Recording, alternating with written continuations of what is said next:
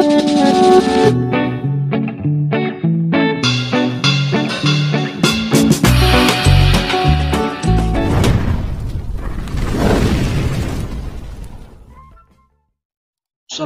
warahmatullahi wabarakatuh. Baiklah teman-teman sekalian, sahabat cerdas. Kali ini kita akan mempelajari, yaitu melanjutkan ya teman-teman sekalian, soal pedagogik yang kemarin admin bahas sampai nomor 18 di soal pedagogik ya. Kali ini kita akan membahas soal dari 19 ya. Sebelum kita mengawali pembelajaran ini, terlebih dulu kita berdoa. Rabbi shrah li sadri wa yassir li amri wahlul 'uqdatam min lisani yafqahu qawli. Rabbi zidni ilma warzuqni fahma. Allahumma shalli ala Muhammad wa ala sayyidina Muhammad. Baiklah teman-teman sekalian, langsung saja ya kita ke soal nomor 19. Kita membahas, yaitu kali ini langsung ke pembahasannya ya. Seorang peserta didik memprotes skor yang diperoleh pada soal nomor 4 dalam ulangan yang telah dilaksanakan. Menurut siswa tersebut, seharusnya mendapat skor 5, akan tetapi guru memberikan skor 3. Guru tersebut menjelaskan pembuatan nilai pada soal tersebut dengan menjelaskan kriteria penskoran yang terdiri dari 0, 1, 2, 3, 4, 5.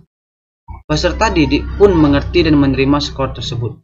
Prinsip penilaian yang diterapkan guru adalah A. Terbuka, B. Akuntabel, C. Objektif, D. Menyeluruh, E. Adil. Ya, jawaban yang paling pas di sini ya teman-teman sekalian, yaitu prinsip penilaian yang akuntabel, yaitu dapat dipertanggungjawabkan. Ya, akuntabel ini pemberian informasi teknik prosedur bobot di awal. Setelah itu dapat dipertanggungjawabkan aspek prosedur, misalnya sampai pengambilan keputusan. Yaitu C. Bebas dari subjektif, tidak menggunakan berbagai penilaian aspek kognitif atau efektif atau psikomotorik. Yang ke E itu tidak menguntungkan atau merugikan masing-masing pihak. Itu ya teman-teman sekalian pembahasannya ya. Kunci jawabannya adalah B ya. Lanjut ke soal nomor 20. Pembelajaran abad 21 menekankan kepada hal-hal berikut ini, kecuali A. Pengembangan keterampilan belajar mandiri, tanggung jawab, dan mencipta. B. Penguasaan aplikasi komputer, penuntasan materi, dan pemahaman teknologi. C. Keterampilan komunikasi, keterampilan belajar, dan metakognisi. E. D. Mengembangkan kreativitas, daya inovasi, dan keterampilan kognitif ya. C. E. Penyelesaian masalah berpikir tingkat tinggi dan kolaborasi.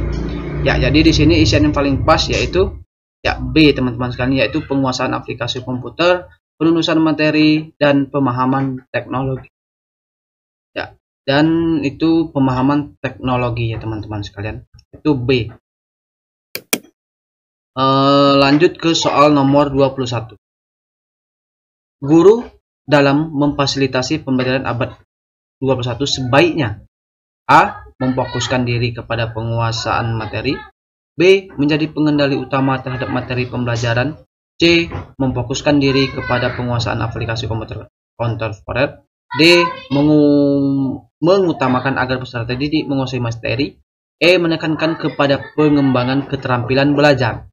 Jadi di sini isian paling pas yaitu E teman-teman sekalian, yang mana yaitu menekankan kepada pengembangan keterampilan belajar. Ingat ya, guru dalam memfasilitasi pelajaran abad 21 ini ya, abad kini ya, yaitu menekankan kepada pengembangan keterampilan dalam belajar.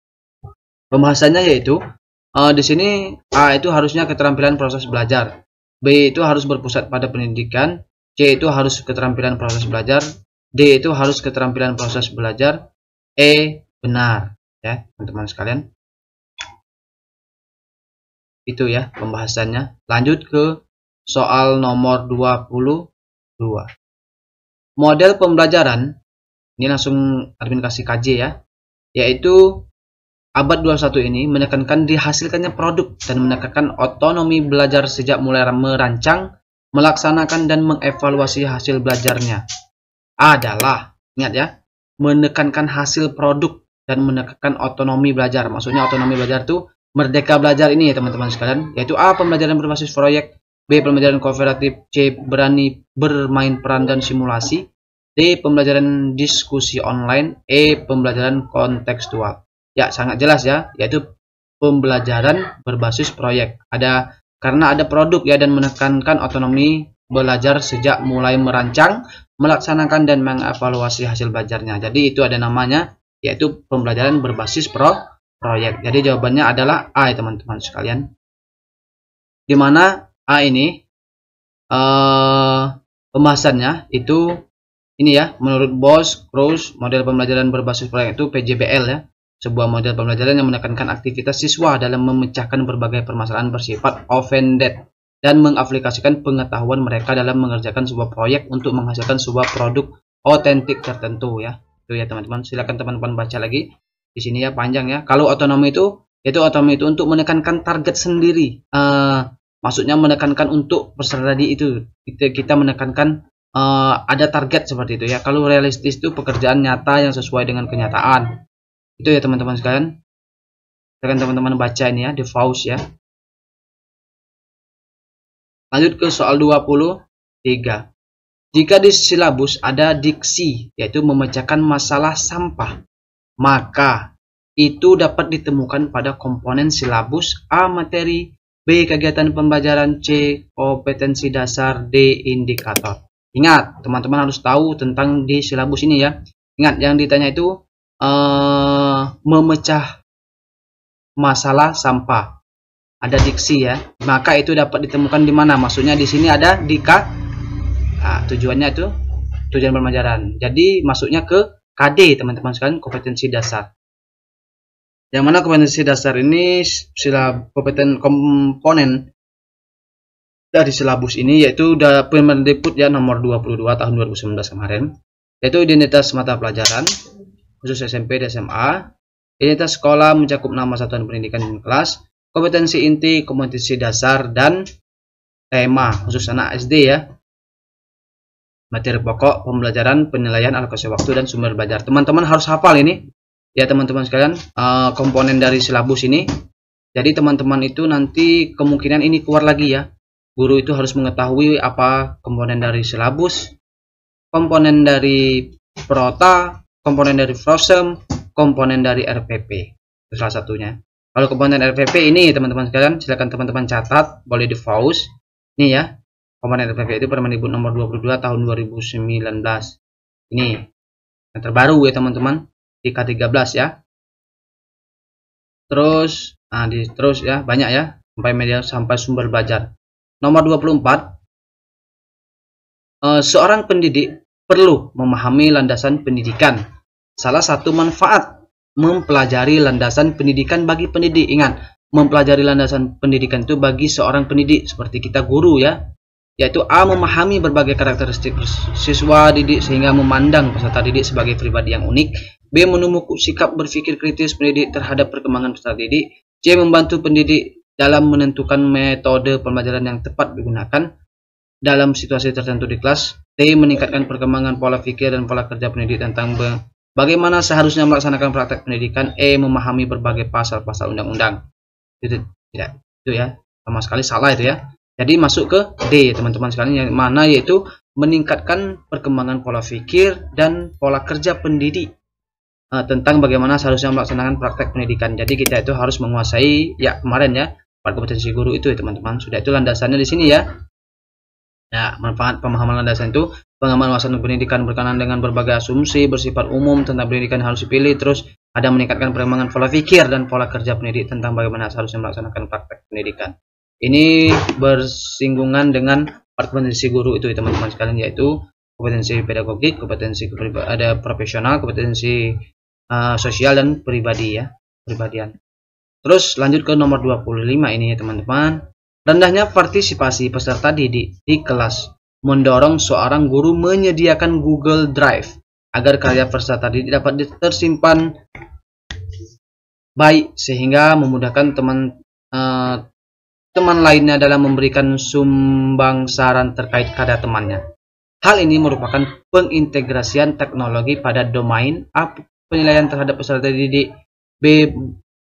Pemahaman terhadap peserta didik, C. Strategi pembelajaran, D. Pemahaman materi pembelajaran. Ya, di sini isiannya Ya, yang E itu pengelolaan pembelajaran, yaitu C teman-teman. C ini strategi pembelajaran. Jadi guru itu harus mempunyai strategi. Ini ya contohnya ya di pembahasan ya. Ada contoh pemahaman teknologi untuk penilaian, untuk mengukur pencapaian kompetensi guru, yaitu tentang pemahaman peserta didik, untuk mengatasi kebosanan peserta didik saat pembelajaran. Lalu contoh pemanfaatan teknologi itu untuk pemahaman materi pembelajaran, yaitu rendahnya daya serap ya. Jadi kita harus mendorong itu guru itu memanfaatkan video edukatif yang terintegritas YouTube dengan maksud agar peserta didik itu dapat belajar materi secara mandiri di samping yaitu belajar di kelas ya. Contoh pemanfaatan teknologi untuk pengelolaan belajar, yaitu untuk memudahkan guru dalam menjelaskan materi X. Maksudnya ya materi misalkan IPA, yaitu guru memanfaatkan slide PPT itu ya teman-teman. Jadi kalau untuk di SMA ya itu ya bisa kita gunakan kalau menggunakan PTT ya. SMA, SMP ya lebih mengerti. SD juga bisa untuk kelas atas ya. Terus nomor 26. Di sini kunci jawabannya D ya. Kita baca dulu ya. Ari adalah anak rajin, memiliki sikap yang baik dan bahkan sering mewakili dalam kegiatan Olimpiade Sains Nasional. Tapi pada hasil laporan belajar dia memiliki 5 nilai yang di bawah KKM. Ingat, ada 5 nilai ya. Apa kemarin harus ingat teman-teman? Tidak ada tindakan Anda sebagai wali kelas adalah A. Siswa tersebut tetap naik ke kelas dengan pertimbangan peserta OSN. B. Meminta masukan dari guru-guru terkait naik tidaknya. C. Mendiskusikan dengan orang tua Ari terkait masalah ini. D. Tidak naik kelas karena tidak memenuhi kriteria kenaikan kelas. E. Naik kelas karena sikap baik Ari. Yaitu D teman-teman, sudah jelas ya. Kalau dia 3 saja itu tidak naik, tidak KKM, tetapi jangan agama dan PKN ya. Kalau agama dan PKN walaupun dia 3 mata pelajaran seperti itu bisa tidak naik ya. Kalau 5 ini walaupun dia pernah OSN Olimpiade Sains Nasional itu, namun dia 5 tetap tidak naik kelas ya. Tidak perlu dipertimbangkan lagi dengan orang tua ataupun dengan wali murid yang lainnya. Itu berdasarkan Permendikbud ya teman-teman, nomor 23 tahun 2016 ini ya. KI 1 dan KI 2 itu kompetensi sikap minimal baik. KI 3, KI 4 itu kompetensi pengetahuan di keterampilan harus tuntas. Yaitu batas ketidaktuntasan KI dan 3 dan KI 4 itu adalah maksimal 3 mata pelajaran ya. Terus yang di sini nomor 27, dalam suatu pembelajaran diperoleh data banyak siswa yang tidak aktif, maka ada sebagian guru harus mengubah pendekatan pembelajaran tepat. Pendekatan yang tepat untuk mengatasi hal tersebut adalah A. Konstruktivisme, B. Kontekstual, C. Saintifik, D. Edukatif, E. Induktif. Jadi jawabannya adalah C teman-teman, yaitu pembahasannya itu yaitu membentuk konsep sendiri, membuat pembelajaran bermakna, pembelajaran aktif, itu pakem yaitu konsep berpikir logis ya. Terus ada terampil dalam membuat kesimpulan. Lanjut ke soal nomor 28. Dalam pembelajaran di kelas, seorang guru melaksanakan 3 langkah pembelajaran. Salah satu pada kegiatan pendahuluan adalah apersepsi materi. Tujuan dari apersepsi materi adalah, jadi teman-teman harus tahu ya, apa itu tujuan dari apersepsi. A. Mengaitkan materi pembelajaran pada minggu yang sebelumnya sesuai dengan materi hari ini. B. Merumuskan masalah terkait materi yang akan dipelajari. C. Melakukan pengelompokan sub materi agar mudah dipahami peserta didik. D. Merangsang dan membangun motivasi belajar peserta didik. E. Menciptakan kondisi belajar yang kondusif. Jadi jawabannya adalah A ya. Apersepsi itu yaitu mengaitkan pembelajaran pada minggu sebelumnya sesuai dengan materi hari ini. Itu ya teman-teman, jawabannya adalah A ini ya. Lanjut ke soal nomor 29.